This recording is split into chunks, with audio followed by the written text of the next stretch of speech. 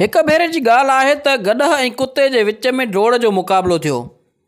उन ॻाल्हि ते तइ थियो त जेको बि डोड़ जो मुक़ाबिलो खटी वियो त उहो फलाणी रियासत जे तख़्त ते वेहंदो ऐं बादशाही कंदो।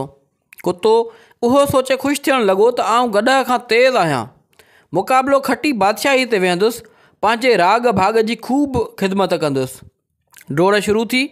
गॾह ऐं कुतो तेज़ डोड़ण लॻा।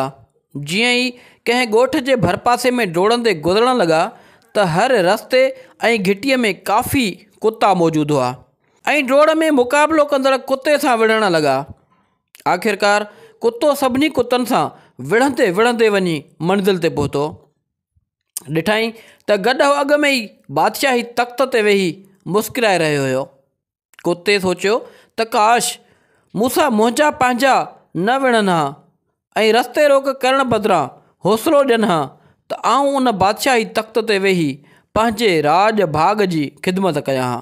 ईअं ई इंसान जी ज़िंदगीअ में अहिड़ा खोड़ सारा पंहिंजा रिश्ता आहिनि जेके हौसले ॾियण बदिरां टोक ठठोल रस्ता रोक ऐं मुखालफ़त करे पंहिंजनि खे ई मंज़िल ते पहुचण खां रोकींदा आहिनि।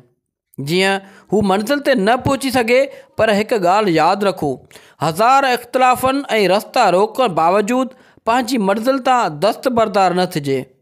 हर मुश्किल हालात खे मुंहुं ॾिजे ऐं पंहिंजी मंज़िल ज़रूरु हासिलु कजे।